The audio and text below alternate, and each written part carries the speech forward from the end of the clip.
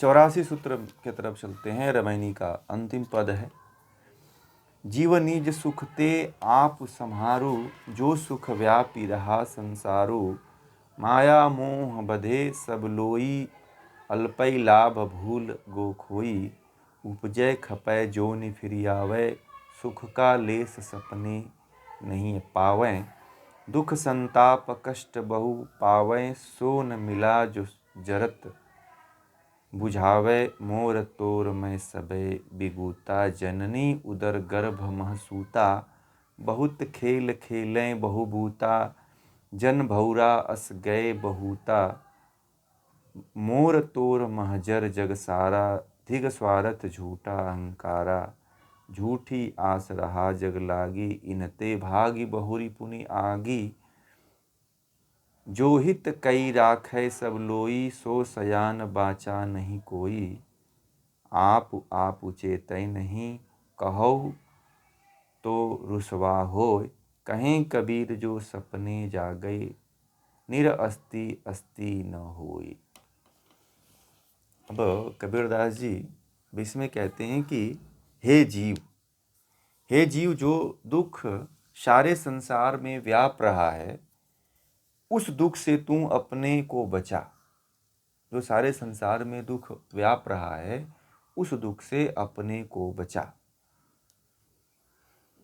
यह दुख संसार के कारण नहीं है। ये जो दुख आप लोगों को मिल रहा है, ये मत सोचो कि जलवायु और वायुमंडल के कारण हो रहा है, ठीक है, वातावरण के कारण या प्रकृति के कारण कुछ हो रहा है। यह तृष्णा के कारण, दुख किसके कारण हो रहा है? तृष्णा के कारण। यह तृष्णा मोह अज्ञान के कारण है, जो मायाजन्य है। इसी मायाजन्य मोह में सभी लोग फंसे हुए हैं। तृष्णा सब अल्प इंद्रिय सुख के लाभ के लिए अपने मूल को खो बैठते हैं। जैसे अज्ञानी व्यापारी थोड़े से लाभ के लिए मूलधन को भी गंवा देता है। मतलब कि क्या? तृष्णा के कारण ही दुख है। किसके कारण है? दुख का मूल कारण क्या है? मुझे एक बार एक पर्यावरण की से संबंधित एक सेमिनार था, तो उसमें मुझे 10 मिनट के लिए बोला गया था कि पर्यावरण पे आप बोलिए। तो लोगों ने कहा कि ये पर्यावरण जो प्रदूषण हो रहा है, पर्यावरण सृष्टि जो है पतन की तरफ जा रही है। तो 1 घंटे की जगह पे मेरा 10 मिनट ही कर दिया गया, क्योंकि समय बहुत कम था। सब लोगों ने लेक्चर ले लिया था। अभी कुछ ही दिन हुए और तो सब लोगों ने अपना बताया कि मिट्टी का क्षरण हो रहा है, तो कोई फलाना हो रहा है, तो फलाना ये हो रहा है, ये हो रहा है, कार्बन निकल रहा है, प्रदूषण हो रहा है, जलवायु हो रहा है। मैंने कहा कि दुख का जो सबसे बड़ा कारण है, जो पूरे संसार में व्याप रहा है, वो पर्यावरण नहीं है। क्या है? दुख का सबसे बड़ा कारण जो है तृष्णा है, कामना। आदमी ने इतनी कामनाएं पाल रखा है। मान लीजिए कि कितना बचाव करोगे आप? एक आदमी पे मामूली खर्च है जीवन में। मैंने जब बोलना शुरू किया, मैंने कहा कि एक आदमी अपने जीवन में 10 लोगों के जीवन के बराबर एक दिन में उसका खर्च है। जिससे 10 जीव पल जाएं, इतना वो पर्यावरण को दूषित करता है। सुबह से लेकर शाम तक देखो आप, 10 लीटर तो लैट्रिन में पानी गिरा देते हो। टॉयलेट करने जाते हो तो 10 लीटर पानी गिराते हो।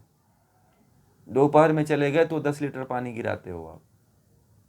20 लीटर पानी गए 2 बार में, गिराए कि नहीं गिराए? ब्रश करते हो तो 5 लीटर पानी गिरा दिए, तो कितना हो गया? 25 लीटर। नहाते हो तो कम से कम 20 से 40 लीटर पानी खर्च कर देते हो, गिराते जाते हो मग के मग। कोई शावर चालू कर देता है, अब तो नए नए सिस्टम आ रहे, तो ऐसे नल खोल देता है, बैठा ही रहता है, घंटों घंटों बैठा, आधा घंटा लोग नहाते हैं। तो कम से कम आदमी एक दिन में जो है 10 जीव जिससे जी सकते हैं, उतना दोहन करता है प्रकृति का। इतना कामनापूर्ण है कि मुझे ये चाहिए, मुझे वो चाहिए। आरओ का पानी लगाता है तो प्रति घंटे जो 1 लीटर पानी बर्बाद हो रहा है। साबुन लगाता है, खाना खाता है, सब्जी धोता है। आप देखो उसके जीवन में कितना खर्च है। एक आदमी के ऊपर कितना खर्च हो रहा है। बिजली खर्च होती है, गैस जलते हैं, ये कार्बन क्लोरोफ्लोरो फ्रिज लगा रखा है, उससे कितनी पर्यावरण दूषित हो रहा है। तो ये तो सब कामनाएं हैं ना इसके पीछे। दुख का कारण क्या है? कामना ही तो है, बताइए। आदमी कम में भी तो जी लेता हो था पहले। पहले जो है लोग जो है टॉयलेट करने बाहर जाया करते थे। ये टॉयलेट कब से सबके घरों में होने लगा है? आप देखो, गांव में चले जाओ तो आज से 20 साल पहले किसी घर में टॉयलेट नहीं हुआ करता था। 20 साल पहले की बात बता रहा हूँ। 2000 के बाद जो है पूरे गांव में एक जागरूकता आई है टॉयलेट की। नहीं तो गांव में 2000 से पहले यदि या 2005 तक गांव में टॉयलेट नहीं थे। स्थिति ये थी। बहुत पानी कम खर्च होते थे। आप तो देखो, लोग इतना पानी खर्च करते हैं कि प्रकृति का दोहन कामना के पीछे कि ये कर लेंगे, ऐसे कर लेंगे। हर चीज में बहुत, जितनी व्यक्ति की कामनाएं बढ़ रही है ना, सबसे अधिक वही पर्यावरण का संतुलन, पृथ्वी के नाश का, भूकंप का, बाढ़ का, सबका कारण जो है मनुष्य की कामना है, इच्छा है। ठीक है, आप लोग गंभीरता से इस पे चिंतन करना तो आपको पता चलेगा कि ये जो पृथ्वी पे जो भूकंप आ रहे हैं, जो हाहाकार मच रहे हैं, जो लोग मर रहे हैं, इसका सबसे मूल कारण यही है। आगे कहते हैं कि लोभ कारण मूल गंवायो। कबीरदास जी कहते हैं कि लोभ कारण मूल गंवायो, अजहू न मिटी तेरी तृष्णा रे। कि मतलब जीव थोड़े से विषयों के सुख के लिए अपने परमार्थ को खो देता है। जीव बड़ा परेशान आत्मा है। सबसे अधिक अगर इस पृथ्वी पे कोई परेशान है, तृष्णा को लेकर के कोई परेशान है, तो जीव है। तृष्णा के पीछे जीव पागल हो जाता है।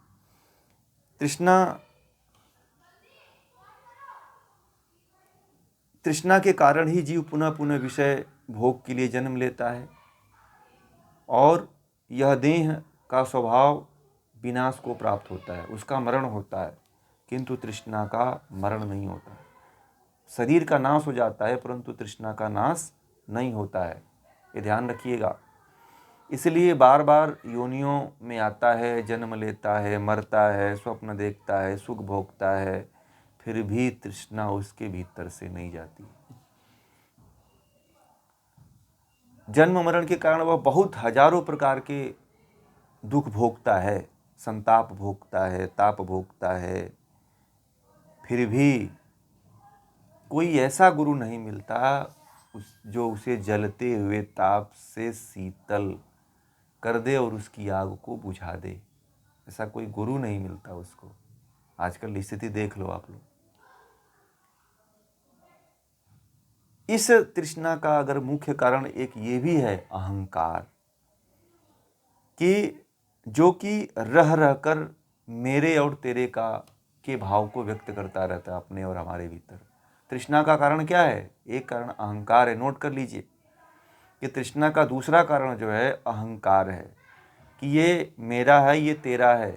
इसी मेरे और तेरे में फंसकर सभी लोग नष्ट हो रहे हैं, पुनः जननी के गर्भ में आकर शयन करते हैं, जन्म लेते हैं।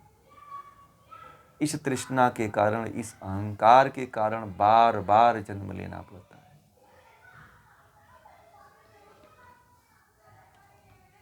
व्यक्ति बड़ी मेहनत करके इस संसार के रंगमंच पे नाटक आकर के नाटक दिखाता है, अभिनय करता है, किंतु ये सब लोग भ्रमर के समान नष्ट हो जाते हैं। जैसे भ्रमर कमल के रस की तृष्णा से उसमें प्रवेश करता है और संध्या काल में कमल संपुट के बंद होने पर उसी में वो नष्ट हो जाता है। उसी प्रकार मनुष्य भी सांसारिक तृष्णा में फंसकर, विषयों में फंसकर जन्म मरण से नहीं छूट पाता है और अपने जीवन को नष्ट कर देता है। तेरे मेरे के चक्कर में सारा संसार जल रहा है भाई। कि ऐसे स्वार्थ को धिक्कार है। यह अच्छी तरह समझ लो कि इसका मूल अहंकार है जो झूठा है। वह केवल देह का आश्रय लिए हुए खड़ा है, उसको आत्मा का आश्रय नहीं है। सारा संसार निरर्थक तृष्णा के वश में है। मानव एक तृष्णा को छोड़कर दूसरी तृष्णा को पकड़ता है, किंतु क्या होता है? किंतु यह तो वैसे ही हुआ जैसे एक आग से निकलकर दूसरी आग में कूद पड़े। अपने को चतुर समझने वाला मनुष्य तथाकथित भलाई की बात सोच समझकर अपने आप को इनसे बचा नहीं पाता है और बार बार जन्म चक्र में फंसा रहता है। लोग सोचते हैं कि एक तृष्णा को छोड़ देते हैं, दूसरे को पकड़ लेते हैं। चलो हम काम को नहीं जाएंगे, क्रोध नहीं करेंगे, लोभ पे चला जाता है। लोभ को छोड़ता है तो मद आ जाता है, मद को छोड़ता है तो मात्सर्य में फंस जाता है। तृष्णा, अहंकार, इसमें जब व्यक्ति पड़ता है तो उसका जीवन और समूल नाश हो जाता है। कबीरदास जी कहते हैं कि जो लोग सभी प्रकार के क्रियाकलाप अपने लिए ही करते हैं किंतु वास्तविक आप है क्या यह नहीं विचारते, यदि इस कटु सत्य की ओर उनका ध्यान आकृष्ट हो जाए तो यह सांसारिक जीवन एक स्वप्न के समान है, इसमें प्राणी भूला रहता है। व्यक्ति क्या है, जो कबीरदास जी कहते हैं कि मनुष्य जो है, व्यक्ति जो है, इस सांसारिक जीवन में एक बच्चे की तरह भूल जाता है, खिलौने की तरह भूल जाता है कि ये जीवन क्या है। जीवन के बारे में पता ही नहीं लगा पाता है। और बहुत लोगों से तो पूछो तो कहते हैं कि मैंने जो घर पाया है ना, मैंने जो परिवार पाया है ना, मेरे लिए यही स्वर्ग है। अपने आप को कितना सांत्वना दोगे भाई? जिनका बहुत अच्छा घर मिल गया है, पति मिल गया है, बच्चे हो गए, परिवार सुखी संपन्न है, वो लोग भी अपने आप को यही सांत्वना देते रहते हैं कि मेरा परिवार तो मेरा स्वर्ग है। ये कब तक अपने आप को धोखा देते रहोगे आप? दुनिया को तो, दुनिया की नज़र में आप बहुत अच्छे रहोगे, दुनिया की नज़र में आप हमेशा आपका मान सम्मान और बड़ाई होती रहेगी, परंतु परमार्थिक जनों में आपका कोई लेवल नहीं है। आप एक तृष्णा और विषयी और कामी दृष्टि से देखे जाओगे कि जीवन रहते हुए आपने उस सत्य को, परम रहस्य को नहीं जान पाए और संसार की जो अस्वाभाविकता है, जो मिथ्या ज्ञान है, उसमें फंसे हुए, विपर्य वृत्ति में फंसे हुए, मिथ्या ज्ञान, उल्टे ज्ञान में फंसे हुए। जिस संसार को व्यक्ति जीवन भर अपना समझ के जीता रहता है, वह संसार ही उसके लिए नहीं हो पाता है। जिस परिवार के लिए, जिस माता पिता के लिए, जिस बच्चे के लिए, जिस पति के लिए एक स्त्री, एक पुरुष अपने पूरे जीवन को दांव पे लगा देता है और कहता है कि मेरे जीवन की पूरी कमाई मेरे बच्चे हैं, कहते हैं ना लोग, परंतु वो बच्चा भी उन्हीं माँ बाप को जला करके राख बना देता है। ये कहाँ का न्याय भाई? जिसको आप कहते हो कि मेरे जीवन का पार लगाएगा, मेरे जीवन का उद्धार करेगा, मेरे जीवन की नैया को संभालेगा, मेरे जीवन को इस बार बार के जन्म लेने के चक्र से हमें मुक्त करेगा, यह आपकी बहुत बड़ी भूल हो जाती है। कबीरदास जी कहते हैं कि ये जीवन आप लोग जैसे जीते चले जा रहे हो, तृष्णा में, कामना में, क्रोध में, लोभ में, वो ऐसा है नहीं। उसकी वास्तविकता ये नहीं है। संसार में इसलिए जी रहे हो कि लोग अच्छा कहें आपको। संसार में इसलिए आप कार्य कर रहे हो कि लोगों की नज़रों में आप अच्छा होना चाहते हो। आप अपने नज़रों में अच्छा नहीं होना चाहते हो। इसमें से जितने लोग हैं वह इसी फिक्र में रहते हैं, इसी चिंता में रहते हैं कि बगल वाला, पड़ोस वाला, रिलेशन वाला हमको कुछ कह ना पाए, और उसके लिए व्यक्ति जीवन भर अपने आप को दांव पे लगा के चलता है। मैंने बहुत से लोगों को देखा है, बड़े बड़े ज्ञानियों को देखा है कि लोग क्या कहेंगे। लोग जब आत्महत्याएं करते हैं, बड़े बड़े साधु संतों को मैंने देखा है, वो कहते हैं कि लोग क्या कहेंगे मेरे बारे में। इस सांसारिक लोगों की बात करते हैं क्योंकि सांसारिक लोग तो कितने लोगों को भुला दिए। आप कौन सी चीज़ की खेत की मूली हो? आप लोग मूली खा करके भूल जाते हैं और ये भी नहीं जानते हैं कि वो किस खेत की मूली थी। ठीक है, ऐसे ही आपका भी जन्म है। आप अपने आप को कुछ विशेष मत मानो कि ये मेरे स्टेचू बना देंगे और मुझे जीवन भर याद रखेंगे ये लोग। कहीं नहीं कोई याद रखता है भाई। समय आएगा और हजारों तरह के सरदार पैदा हुए हैं इस पृथ्वी पे। अब तक हजारों तरह के सरदार पैदा हो चुके हैं, परंतु उन हजारों तरह के सरदारों को कोई नहीं जानता है। आप भी बहुत तरह के जन्म ले लिए हो, बहुत तरह के माँ का रोल अदा कर लिए हो, परंतु आज तक आपका नाम निशान कहीं दिखता है क्या? दुनिया की नज़रों में आप ठीक होने के लिए मत सोचो कि दुनिया क्या कहेगी। आप तो ये सोचो कि परमात्मा क्या कहेगा, ईश्वर क्या कहेगा। दुनिया पागल कहती है तो कहने दो, पागल कहलाने में बुराई क्या है? मुझे तो ऐसे भी लोग पागल कहते हैं कि ज्ञान की बातें करता है। तो पागल कहने से कुछ फर्क थोड़ी पड़ जाता है जीवन में। वो यही चाहते हैं, इसीलिए पागल आपको घोषित कर देते हैं कि आप उनकी तरह नहीं कर रहे हो। आप उनकी तरह हरकतें करना शुरू कर दो, उनकी तरह जीना शुरू कर दो, तो आपको अच्छे कहना शुरू कर देंगे। इसीलिए दूसरे क्या कहेंगे लोग, इसलिए भी बहुत अच्छे कर्म नहीं करते हैं। मैंने देखा है, दूसरा क्या कहेगा इसलिए लोग बहुत अच्छे कर्म नहीं करते हैं। मैंने देखा है कि लोग जो है अपने आप को बदलने के लिए भी तैयार नहीं होते हैं। कहते हैं कि अरे वो देखेंगे तो कहेंगे कि आज ये बदल गए। दुनिया की परवाह क्यों करते हो? आप भूल जाओगे। आप आज ही मर जाओ, देखो आपके जो जिसके लिए आप सोचते थे कि ये मेरा परवाह करेगा, आपको भूल जाएगा कल। 6 महीने बाद आप आओ ना, कहो कि इस नाम का कोई व्यक्ति था, तो नहीं तो वो तो था पहले, कोई मर गया। आप जानते हो उनके बारे में? अरे कहीं नहीं, वो ऐसे ही था, मर गया वो, या मर गई, ऐसी ही थी वो तो मर गई। आपके बारे में कोई जिक्र भी नहीं करेगा कि आप कौन थे, और आप दुनिया की परवाह करके मरे हो कि लोग क्या कहेंगे। मुझे बहुत लोग कहते हैं, मैं कहता हूँ ना कि आप इस तरह से करो लोगों को, तो कहते हैं कि घर वाले क्या कहेंगे। ठीक है,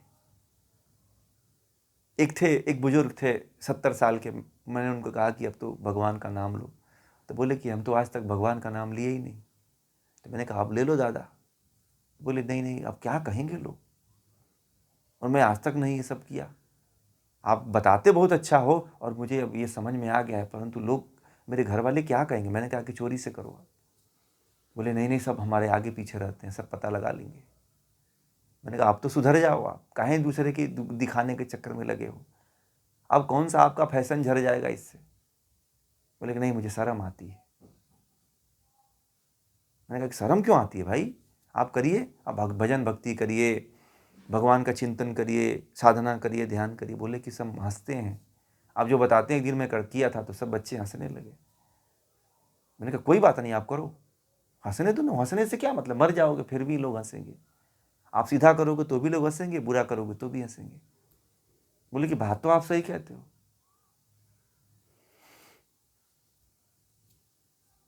मैं बस सही कहता हूं, परंतु करने के लिए नहीं राजी होते हैं लोग। उसी अकड़ में हैं आज भी, उसी भ्रम में हैं कि लोग क्या कहेंगे। आप लोग भी हो कि नहीं हो? इसमें से कितने लोग हो जो यही सोचते हैं कि लोग क्या कहेंगे? हैं? जीवन में ऐसे कार्य करो, आप लोग ये मत सोचो कि लोग क्या कहेंगे। नहीं, मीरा ने कभी नहीं सोचा था कि लोग क्या कहेंगे, तो निकल गई थी। बोली थी बस निकल गया तो निकल गया, जो कहना है जिसको कहो, मुझे कोई फर्क नहीं पड़ने वाला है। ठीक है समझ रहे हैं?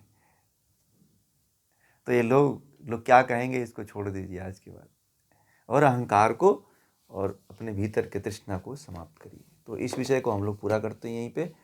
तो आज जो है ये रामायणी जो है ग्रंथ पूरा हुआ, और हम लोग जो है अब मैं आप लोगों को ग्रुप में जो है जो अब शब्द शुरू करना है कि साखी शुरू करना है, यह इसकी सूचना मैं जो है बीजक का, तो उसकी सूचना मैं आप लोगों को ग्रुप में डाल दूंगा जब लेना हो तो। ठीक है।